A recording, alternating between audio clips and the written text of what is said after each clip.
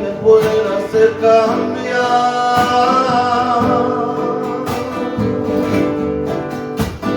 lo que siento por mi Señor.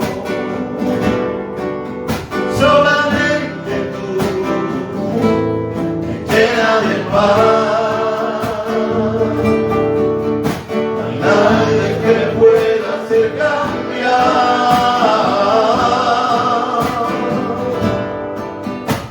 por lo que siento por mi Señor.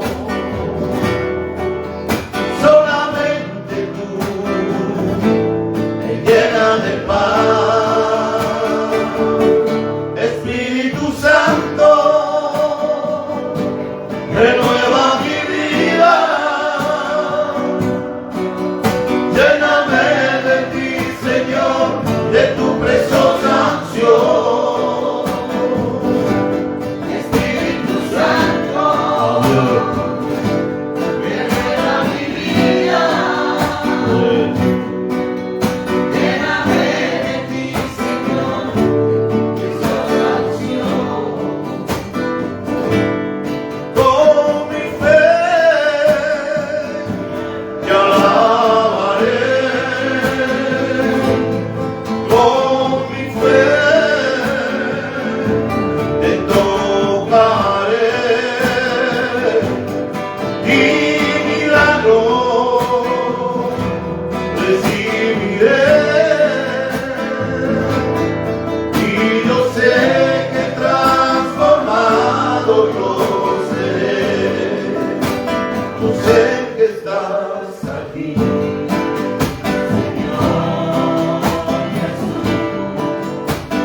siento tu presencia.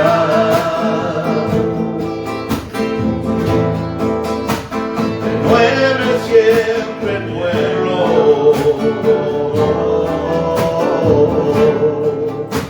trayendo sanidad. Con mi fe Gloria a Dios. con mi fe, Con mi fe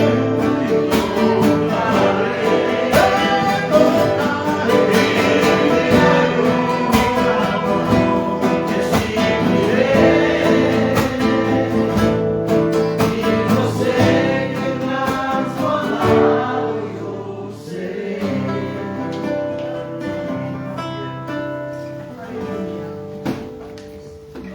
Kannst du da nicht artikeln?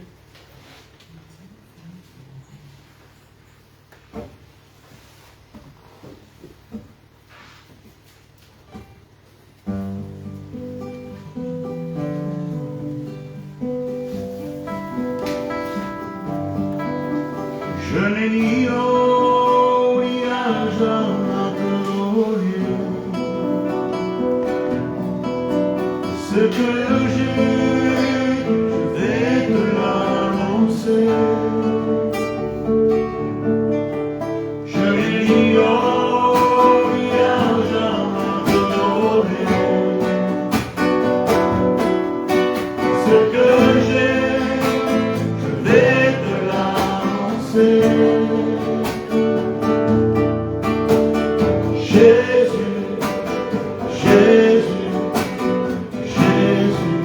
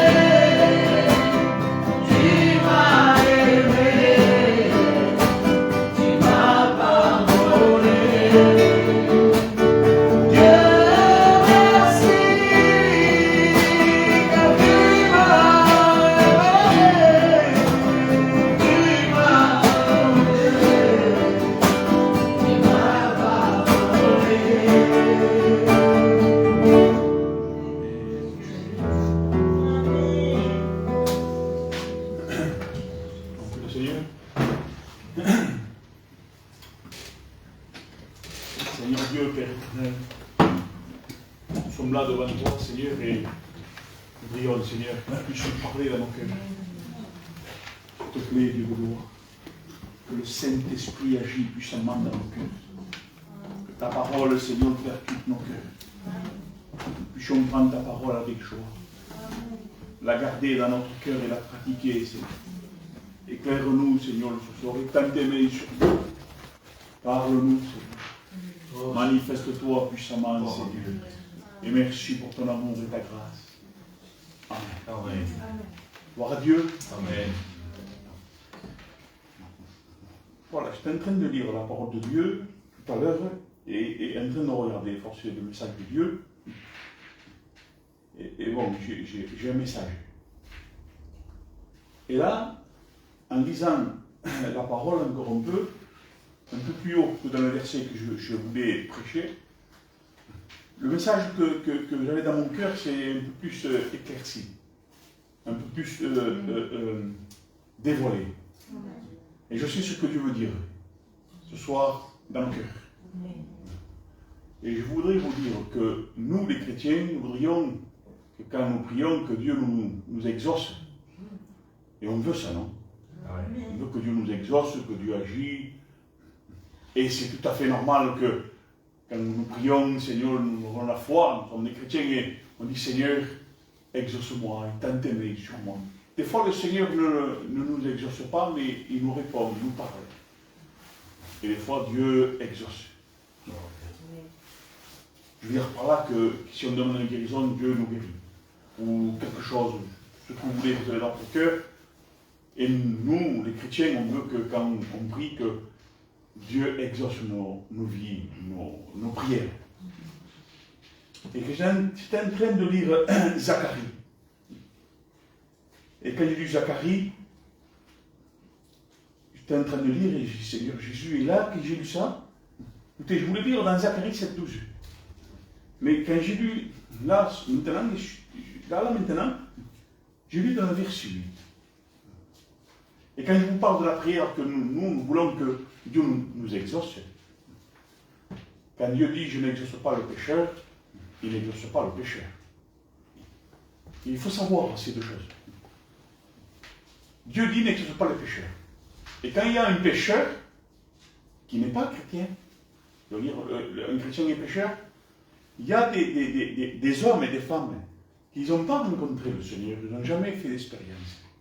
Ils prient le Seigneur, ils disent Seigneur, guéris un tel, guéris ma fille, ou guéris, j'ai un témoignage comme ça tout à l'heure, en passant c'est pour ça que j'ai dit guéris ma fille, guéris mon fils, ou guéris ma mère, mon père. Et Dieu le fait. Mais Dieu dit, n'exauce pas le pécheur. Oui, mais cet homme-là ne connaît pas Dieu. Il n'a pas donné son cœur à Dieu. Mais c'est un pécheur. Il prie le Seigneur. Il est exaucé. Pourquoi il est exaucé? Parce que Dieu est en train de se révéler dans sa vie, en train de lui dire, je suis vivant. Et le Saint-Esprit est en train de le convaincre. Le péché, de justice et de jugement. Donc il est exaucé, oui, mais il y a une chose après ça. C'est que Dieu veut toucher son cœur. Amen. Amen. Maintenant, le chrétien qui a rencontré le Seigneur, et qu'il a une vie avec Dieu, mais dans sa vie quotidienne avec Dieu, au bout, je ne sais pas, je veux dire n'importe quoi, au bout de 5 ans ou 10 ans, il commence à reculer dans les choses de Dieu, à se refroidir.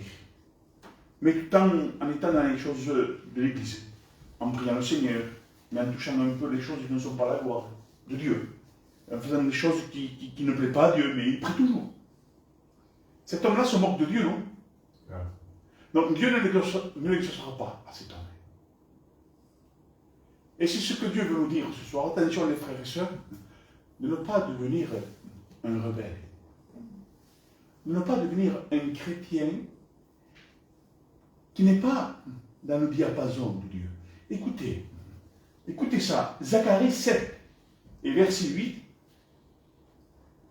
Ce que je veux vous dire, moi, c'est que pourquoi les prières du peuple ne sont pas exaucées. Écoutez ce que dit le verset 8. La parole de l'Éternel fut adressée à Zacharie, en ces mots. Ainsi parlait l'Éternel des armées. Rendez véritablement la justice. Ayez l'un pour l'autre de la bonté et de la miséricorde. N'opprimez pas la veuve et l'orphelin, l'étranger et le pauvre. Et ne méditez pas l'un contre l'autre le mal dans vos cœurs. Mais ils refusèrent d'être attentifs, ils eurent l'épaule rebelle, ils endurcirent leurs oreilles pour ne pas entendre. Et ça, je viens de lire maintenant. Et c'est avec ce verset que Dieu a éclairé un peu plus le message. Je veux dire quoi par là? Attention les frères et sœurs, et je me mets avec vous, de ne pas avoir dans notre cœur quelque chose qui peut empêcher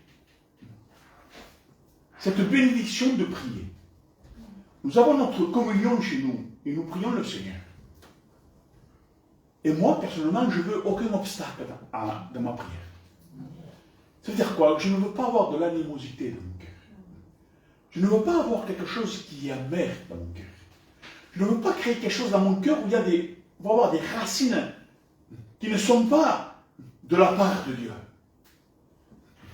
Quand je prie, je veux que ce chemin de prière, aucune broussaille, rien, aucun mur, puisse m'empêcher de voir la bénédiction de Dieu. Alors, je veux prier de tout mon cœur, et pour prier de tout mon cœur, et pour que Dieu m'entende, je veux que mon cœur soit clair. Amen. Je veux que mon âme et mon esprit soient sains et purs. Imaginez-vous que j'ai de l'animosité, j'ai de la colère, j'ai des choses en moi qui ne vont pas. On doit déposer tout ça au pied du Christ, je pense. Amen. Venir au pied de Jésus et dire, Seigneur, voilà, l'animosité s'est créée dans mon cœur. Je reçois la parole comme ça, comme je vous parle maintenant, hein, de tout mon cœur. On se met devant Dieu et on dit, Seigneur, voilà, l'animosité est dans mon cœur. Je suis en train de devenir rebelle. Je suis en train d'écouter, je suis en train de prêcher même. Mais je ne suis pas conforme à la parole. Donc je viens au pied de Jésus et je dis, Seigneur, regarde ma vie et pardonne-moi. Amen. Et en disant pardonne-moi, on est en train de prier le Seigneur, de mettre tout à nu devant Dieu. Et là, le sang de Jésus est en train de purifier encore. Il faut savoir que sur un vrai chrétien, le sang de Jésus coule toujours. Amen. Alors, moi, personnellement, vous, j'espère, chaque jour quand nous prions le Seigneur, on ne veut pas d'obstacle. On veut que ce soit pur entre toi et Dieu. Et pour que ce soit pur entre toi et Dieu, il faut que d'abord on soit d'accord avec la parole. Il faut que ceux qui sont autour de vous, il n'y a aucune amertume. C'est le verset 8 qui le dit. Oh, Dieu. Aimez le pauvre, aimez l'orphelin, aimez la veuve. Aimez le pauvre, aimez celui qui a besoin. Mais aimez. Mais pour aimer, il faut être chrétien. Amen. Et pour être chrétien, il faut avoir un cœur pur. Et chaque jour que Dieu fait, dans notre cœur, il peut arriver des choses où l'adversaire dépose et qu'on ne voit pas. Et c'est à nous à voir. Comment avoir communion? Amen. Lire la parole. Dieu nous éclaire totalement au plus profond de notre cœur. Dieu nous sonde à travers les prières et à travers la parole. Et bien, et là on dit, Seigneur, c'est moi. Donc je dépose, je confesse, Seigneur. Et Dieu bénit. Et ta prière, c'est une prière qui va monter direct au ciel. Oh, Dieu. Mais s'il y a quelque chose qui ne va pas dans notre cœur, notre prière ne montera pas. Pourquoi? Parce que notre cœur s'endurcit. S'endurcit pourquoi? Parce que l'animosité, on veut la garder. Être rebelle, on veut avoir raison. On veut rester dans notre état. Ça nous empêche. Au nom du Seigneur Jésus, je vous le dis en vérité, ça nous empêche. Ça nous empêche où notre prière va être arrêtée. Et ce n'est pas Dieu qui va se détourner, ce n'est pas Dieu qui va se boucher l'oreille, ça va être naturellement, c'est ce qu'il y a dans ton cœur, ton animosité, être rebelle et tout ce qui s'ensuit, va arrêter ta prière. Parce que tu es un chrétien et le chrétien doit être pur et saint. Amen. Comprenez ça? Amen. Regardez. Regardez le verset 12. Regardez ce qu'il dit le verset 12. Ils ont rendu le cœur dur comme le diamant. Le diamant, c'est quelque chose qui est très dur, qu'on ne casse pas comme ça. Il nous compare, Dieu compare le chrétien qui est rebelle et qui a de l'animosité, tout ce qui ne va pas dans son cœur, il le compare à une dureté d'un diamant. C'est terrible. Quand un homme, une femme chrétienne a le cœur dur comme un diamant, et le cou raide, croyez-moi, que c'est une puissance terrible. On arrête, la prière n'a plus de valeur, n'a plus de puissance. L'amour n'y est plus, elle est fade, elle n'est pas vraie, et on devient faux. C'est pour ça que Dieu dit, veille et prie. C'est pour ça qu'il faut se mettre toujours devant Dieu et prier, voir notre état en premier, voir l'état de nous-mêmes. Et si l'autre, ça ne va pas, eh bien, prions pour l'autre. Mais il faut que ce soit efficace. Que ce soit efficace, il faut être pur, sain, et vivre avec Dieu. Regardez, je passe à Ézéchiel 32, 26. Regardez ce que Dieu nous a donné pour que nous puissions être dans la sanctification, nous puissions être saints, nous puissions être purs. Nous puissions prier que Dieu nous entende. C'est facile, Dieu. Quand on vient à Jésus, regardez ce qu'il nous donne. Ézéchiel 36, 26, il dit, je vous donnerai un cœur nouveau. Pourquoi il va nous donner un cœur nouveau? Parce qu'avec notre cœur de nous-mêmes charnel, on ne peut pas prier, on ne peut pas être exaucé, on ne peut pas faire la volonté de Dieu.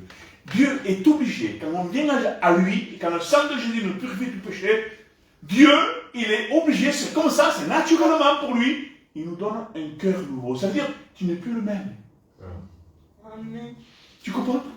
Tu n'es plus le même. Pourquoi il ne faut plus être le même? Afin que ta prière soit exaucée. Afin d'avoir l'amour de Dieu. L'amour de Dieu, ça commence par la parole. Hein? Aimer la parole. Hein? D'accord? On n'aime pas son prochain sans aimer la parole. Hein? C'est biblique. Hein? Il faut aimer Dieu avant, il faut aimer la parole pour aimer notre prochain. On ne peut pas aimer notre prochain et pas obéir et faire n'importe quoi avec la parole. C'est pas vrai ça. C'est pas l'amour de Dieu ça. En premier, c'est aimer la parole. Et aimer la parole, c'est accomplir, obéir.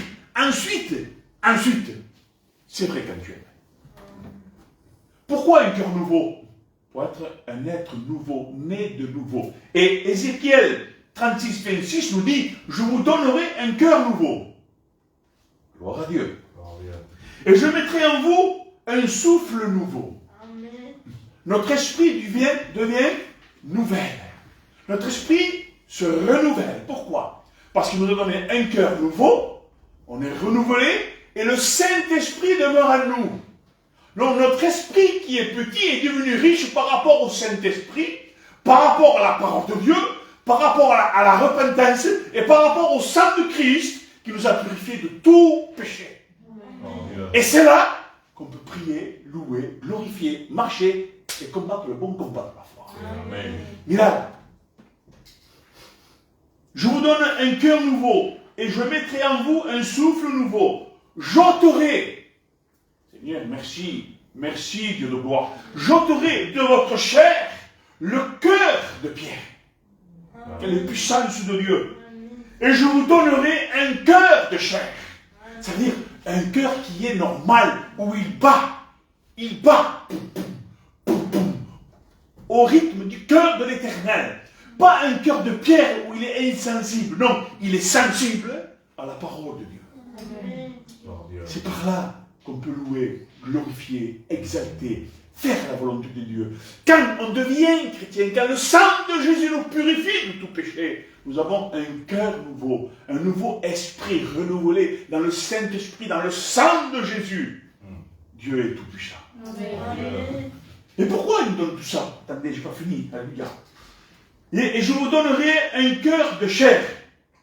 Moi j'écris comme ça, quoi. Une transformation par la parole et par le Saint-Esprit et par le sang de Christ. Et pourquoi il nous donne tout ça? Pourquoi il nous faut tout ça? Sans ça, notre prière n'est pas exaucée. Sans ces choses-là, on resterait comme l'ancien Anton. Sans tout ça, Dieu n'existerait pas. Sans tout cela, Dieu n'est pas vivant. Donc Dieu nous prouve qu'il est vivant parce qu'on est transformé. Amen. Et c'est le Saint-Esprit qui nous a convaincus de péché, de justice et de jugement. On est venu à la croix, on a demandé pardon, et le sang de Jésus nous a purifié de tout péché. Aujourd'hui, le chrétien, il peut prier. Sa prière peut être exaucée. Et si on n'est pas exaucé dans une maladie, n'empêche que Dieu nous parle. Il nous dit, voilà pourquoi. Dieu a toujours une réponse. C'est à nous. Nous devons faire notre part nous-mêmes. Vous croyez qu'un chrétien, si je devais venir au local, être baptisé, et parler un peu de Dieu par ici, un peu de Dieu par là? Non, en premier, ça commence entre toi et lui. Ça commence avec une communion. D'abord, on est purifié du péché, et ça commence entre toi et lui. La vie commence là. Tu vis comme lui, il veut.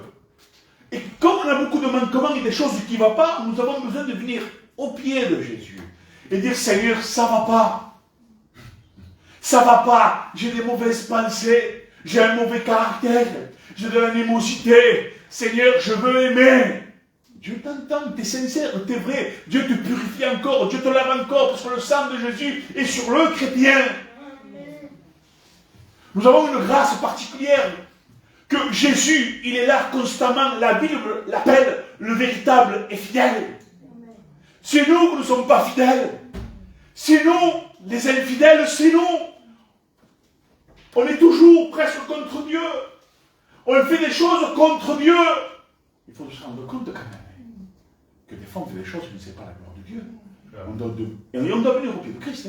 Amen. Attention, nous ne sommes pas des pécheurs. On ne pêche pas, on ne veut pas pécher. La Bible dit qu'un chrétien ne pêche plus, ça veut dire qu'il ne veut pas pécher. Quand il pêche, il est mal. Donc il vient devant Dieu. Il prie le Seigneur. Il a une communion avec Dieu. Il sent le sang de Christ. Spirituellement, il le sent quand il coule sur lui. Je ne sais pas comment dire ça. Mais quand on est pardonné, on le sent. Quand on vit avec Dieu, on le sent. Toute animosité ne vient pas de Dieu. Tout ce qui est contraire, tout rebelle, n'hériteront pas le royaume des cieux. Là. C'est à nous à le faire et à le vouloir. Dans Galates 4:9, il dit comme ça, mais maintenant, que vous connaissez Dieu, ou plutôt que vous êtes connus de Dieu. Alors écoutez ça maintenant. Je répète, je commande un peu. Mais maintenant que vous connaissez Dieu, moi j'ai écrit comme ça, vous avez été enseignés. Maintenant que vous avez été enseignés, et vous avez la connaissance du véritable Dieu, donc, plutôt que vous êtes connus de Dieu, Dieu s'est manifesté, parce que nous avons l'enseignement, Dieu s'est manifesté. Pourquoi nous avons l'enseignement? Parce que Dieu s'est manifesté. C'est pour ça qu'il dit, plutôt que Dieu. Mais maintenant que vous connaissez Dieu, nous avons été dans l'enseignement, ou plutôt que vous êtes connus de Dieu, Dieu se manifestait en nous pour que nous puissions avoir la connaissance, l'enseignement de Dieu, à travers sa parole, et nous a offert la vie éternelle. Amen. Nous sommes connus de Dieu, ou plutôt, Dieu se fait connaître. Par son enseignement de la parole, on connaît Dieu. On sait comment nous devons marcher. On sait quand la parole de Dieu est prêchée que c'est comme ça. C'est ça. Quand Dieu parle, il faut obéir. Je ne comprends pas ça. Ça, je ne le comprends pas. Je ne le comprends pas, fais-le quand même. Et prie Dieu pour le comprendre. Parce que quand on dit je ne comprends pas, et ça, je n'arrive pas à comprendre, non, je ne le ferai pas, ça, c'est être rebelle à Dieu. Puis quand on dit je ne comprends pas, mais je veux comprendre, je le ferai, je le fais quand même. Mais Seigneur, je prie pour comprendre. Et Dieu nous le fait comprendre. La parole de Dieu, elle est claire. Quand on veut de Dieu, Dieu nous montre. Il n'y a pas de je ne savais pas. Il n'y a pas mais moi, je ne l'ai pas reçu. Tout le monde reçoit la parole. On doit juste grandir. La comprendre, grandir. Et faire la volonté de Dieu. Un cœur de chrétien ne doit pas avoir de l'animosité. Un cœur de chrétien ne doit pas être un rebelle. Un cœur d'un chrétien, il n'est pas méchant. Un cœur d'un chrétien, il obéit à la parole. Et quand il obéit à la parole, l'amour se manifeste en lui, l'amour de Dieu. Il ne veut pas avoir de l'animosité, il ne veut pas avoir à être rebelle ou être contraire à Dieu. Lui, il veut plaire à Dieu. Pourquoi? Parce que d'abord, Dieu l'a aimé le premier. Lui, il aime maintenant. Et ce qu'il veut, lui, il ne veut pas rentrer au ciel parce qu'il a peur de l'enfer. Il veut rentrer au ciel parce qu'il aime Dieu. Amen. Et il veut faire la volonté de Dieu. Alors, un chrétien, quand il est mal, quand il y a quelque chose dans son cœur qui ne va pas, hein, de l'amertume ou une racine que l'adversaire a déposée à travers quelqu'un, on doit l'amener à Christ. Dieu a ce qu'il faut pour déraciner.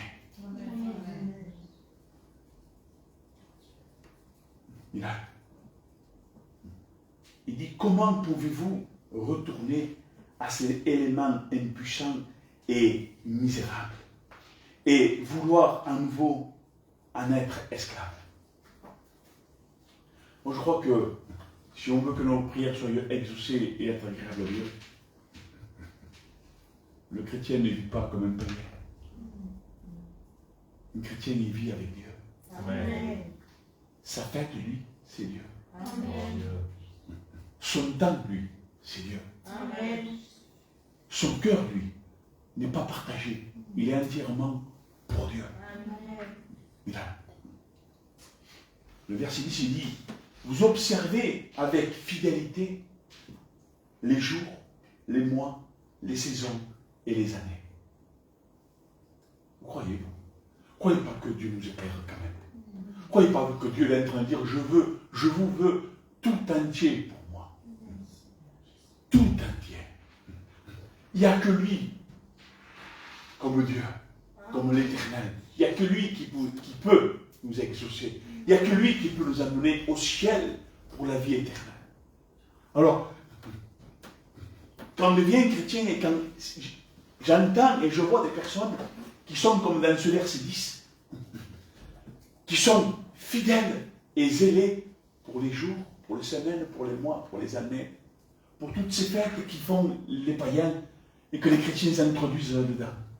C'est écrit. Écoutez les frères, écoutez les sœurs au nom de Jésus. Avec Dieu, quand on est infidèle, qu'est-ce qui se passe? C'est parce qu'on est en train de se détourner, aller faire un culte à d'autres dieux. Ça s'appelle de l'infidélité. Participer aux choses qui ne sont pas à la gloire de Dieu. Quand il faut participer à la gloire de Dieu, participons à la gloire de Dieu, au culte de Dieu. Je ne vous parle pas du dimanche, je parle d'un culte avec Dieu. Adorer, se prosterner, faire la volonté de Dieu. Mais, frère, voir un chrétien en train de faire des choses comme les païens, il est en train d'adorer le veau d'or. Il est en train d'adorer des faux dieux. Il est en train de faire des choses comme les païens.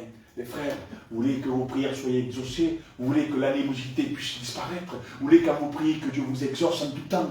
Hein? Ce que vous avez qui nuit à votre vie spirituelle, il est notre seul Dieu. Amen. Gloire à l'Éternel. C'est un combat de tous les jours. Un combat de tous les jours. Vous savez quoi? Il y a toutes ces fêtes de calendrier. Oui, c'est vrai, il y a toutes ces fêtes de calendrier, c'est les pires. Hein? Enfin, les pires, ça fait partie. Chez nous, qu'est-ce qu'il y a chez nous? La télévision peut devenir un Dieu. Vous savez quoi? Combien d'heures les chrétiens passent devant la télé?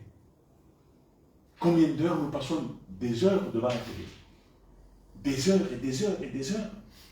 Et des heures et des heures, hein? Et des minutes devant Dieu. Vous croyez que là, Dieu va exaucer? Vous croyez que, Seigneur, c'est pas possible ça, non?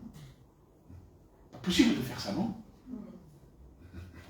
Que la télé est allumée et que, après manger, vous le regardez comme je dis toujours, pour vous endormir, vous mettez, je sais pas moi, un reportage pour faire des pizzas ou je sais pas, ou un gâteau, faire des maisons, ouais, non. Mais mettre notre salon en activité là, devant un film. Un film. Il blasphème à la seconde par seconde. Il blasphème le nom de Dieu. Il y a le péché à l'état pur. Et les chrétiens se mettent devant à 8h30 ou à 9h, c'est 9h. Et pour le film, après le film, ils sont fatigués, ils vont dormir. Mais où est l'heure pour Dieu? Est-ce que la télé est devenue un Dieu? Est-ce que la télé a pris la place de la parole? Est-ce que le portable a pris la place de la parole? De lire la parole, de prier le Seigneur, est-ce que le portable a pris toute la place? Maintenant, c'est quoi? La télé, elle est là, le portable, il est là. Il est au-dessus de la télé. On passe plus de temps là-dedans que dans la Bible. On sait plus de choses des écrans, plus d'histoires des écrans, plus de choses qui se passent que dans la Bible. La Bible, on ne connaît plus rien. Écoutez le verset 10 quand même. Mais non. On voit des choses à la télé, que ça fait partie du calendrier. Oh, que c'est beau, oh, que c'est bien, ah, bientôt. Et qu'est-ce qu'elle dit la Bible? Faisons parler là. Attention, ne faisons pas parler la Bible, que la Bible nous parle. Verset 10, lisez-le bien, examinez-le bien. Examinez bien, hein, écoutez, hein. Galates 4, 10. Et vous savez aussi qu'il m'a envoyé le verset 10? J'étais en train de regarder la Bible, Mira. Colossiens 2, 8. Prenez garde que personne ne fasse de vous sa proie, au moyen d'une philosophie trompeuse et vide selon la tradition des humains, selon les éléments du monde et non pas selon Christ. Vous comprenez ce que je suis en train de lire? C'est vrai? Vous comprenez? Si ou non? Vous n'avez pas compris? Non mais dites-moi, vous n'avez pas compris, Non mais, vous avez compris ou non ce que j'ai dit là? Amen. C'est pas possible ça. Romarie la mec a compris. Vous avez compris ce que j'ai lu? Amen. Alors attends, Nina, t'as compris? Pour dire cela, toi? Amen. Non, non. Vous avez compris? Amen. C'est pas possible, Seigneur. Vous avez fait la langue? Est-ce que vous avez compris c'est pas possible. Colossiens 2.8, vous l'avez compris, Monia? Mais je le cherchais, j'ai pas entendu. Ah non. Moi aussi, je lisais, j'ai pas... Non, écoutez. Écoutez. Vous notez. Et puis après, vous lisez chez vous, si vous voulez. Alors, je répète, je suis obligé. Amen. Ah oui. Je suis en train de vous parler, mais moi, j'ai pas envie de parler au mur. Je veux que vous compreniez. Gold, t'as compris? La nigne. T'as compris? Non, vous en avez pas trop. Tout en bas, quoi. Mira.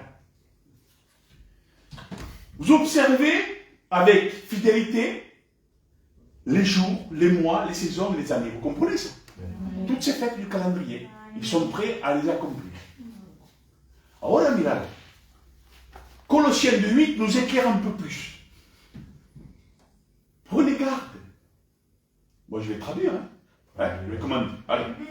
Prenez garde que personne, aucun soi-disant chrétien ne fasse de vous sa proie, nous dépose dans vos cœurs des choses, en disant, mais non, ton serviteur, il est fou, c'est pas biblique, ça fait des siècles et des siècles, ces fêtes-là, tu peux me les faire. C'est des pointures, quand même, qui l'ont dit, hein. Au moyen d'une philosophie, hein, une chose qui est sûre, qui vont le faire avec fidélité. Philosophie, c'est une science, quelque chose qu'on a appris, quelque chose qu'on apprend, il dit, trompeuse et vide, selon la tradition. C'est une tradition, ce n'est pas de Dieu. Vous me suivez? Voilà, l'amen. Non, mais c'est bien, il faut le dire. Les traditions des humains, c'est pas de Dieu. Selon les éléments du monde, et non pas selon Christ. Rien ne vient de Dieu, là. Le verset 10, Dieu est en train de nous dire, faites attention. Et Colossiens 2.8 nous apprend à dire, attention aux soi-disant chrétiens, aux soi-disant pasteurs, qui vous disent que ça ne touche pas le salut. C'est rien, c'est pas grave, tu peux l'exercer. Eh bien non. Quand on lit la parole nous éclaire d'une façon qu'on ne peut pas se détourner, ou sinon, tu fais le jour. Tu ne veux pas écouter, tu ne veux pas entendre ça. Non, maman, je ne veux rien savoir. Je ne veux rien savoir, pas de problème. C'est écrit. Amen. Il faut accomplir. Amen. Ça y est? Amen. Voilà. 2 versets, 2 chapitres, j'ai fini. Mira, 2 Corinthiens 11:3. Toutefois, il dit, de même que le serpent séduit Ève par sa ruse, je crains que vos pensées, votre intelligence ne se corrompe et ne vous entraîne loin de la pureté de Christ. C'est loin. Damien. Parce qu'il y a des choses où l'adversaire s'introduit, où il nous dit, comme l'autre fois je vous ai dit, Dieu a réellement dit. Et si tu es tout est claqué mal, tout est que c'est pas grave tout ça. Toi tu crois que c'est qu'est-ce qu'il y a?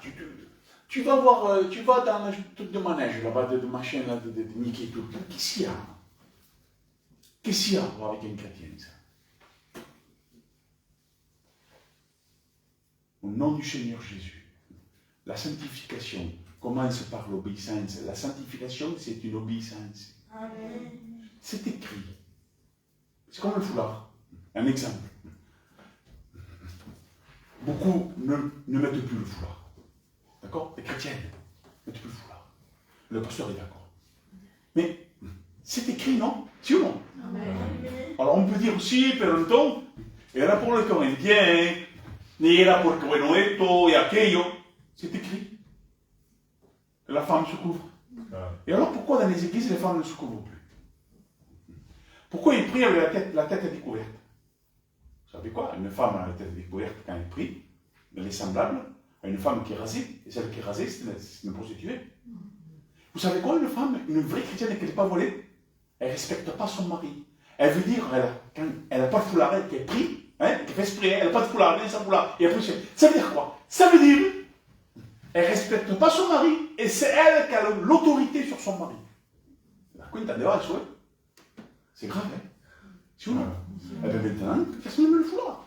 C'est écrit, frère. Il y a une raison, il y a un but, il y a quelque chose quand même. Alors, j'ai pris l'exemple du foulard, moi, d'accord? Et ça, attention, la doctrine du foulard, c'est terrible. Mais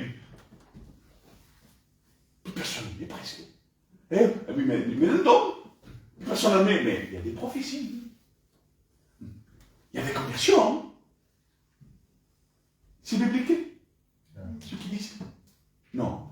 T'as écrit pas celle-là. C'est écrit le foulard. Il y a une raison pourquoi c'est écrit. Alors pourquoi c'est écrit le verset 10? Pourquoi c'est écrit le verset 11? Pourquoi le verset 13 nous parle? Il faut faire ce qui est écrit, frère. Il faut faire ce que nous voulons. Il faut faire ce qui est écrit. Je termine. 2 Corinthiens 5:4.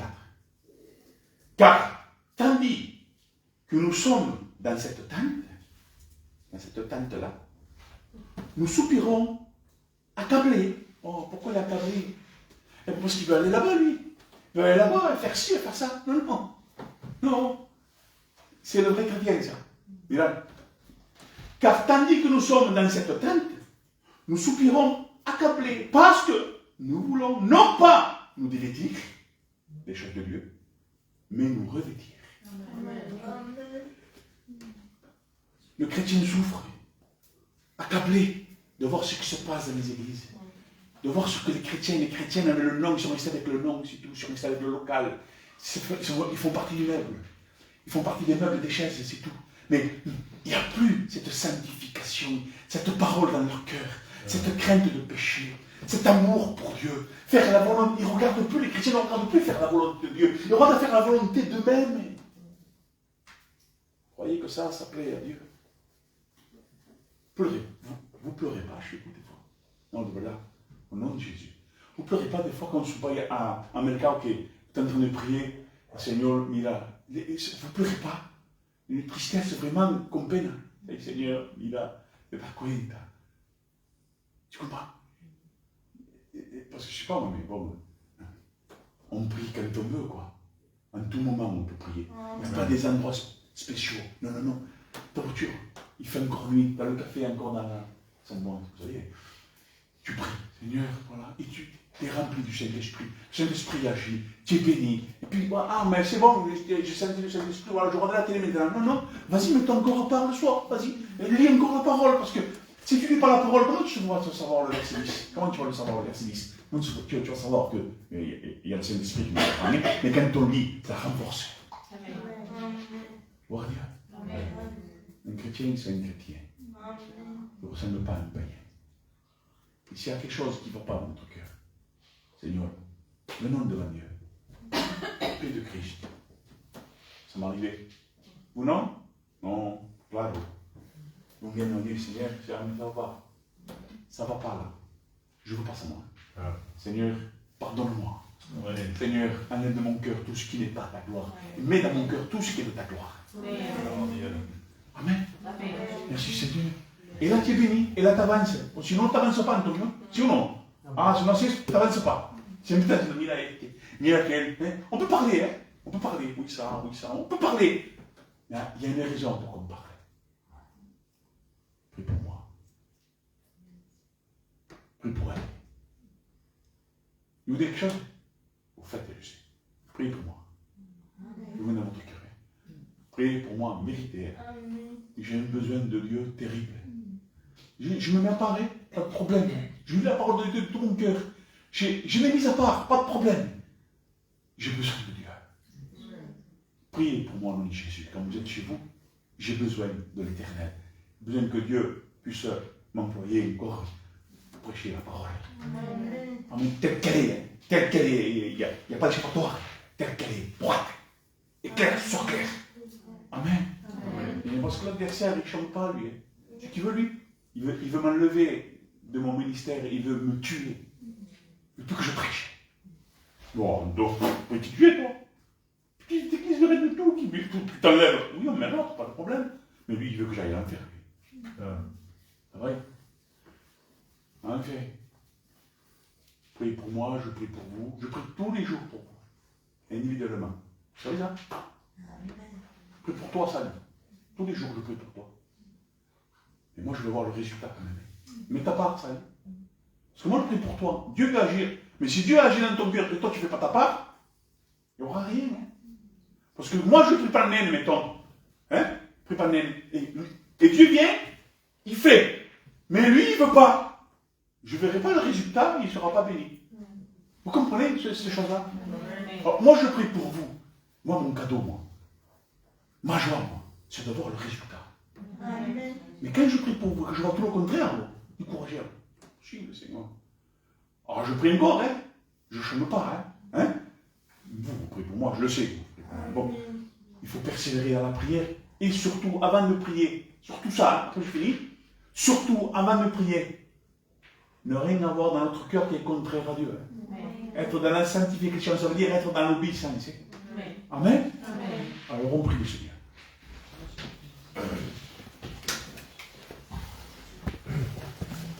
Sur la gloire et la louange,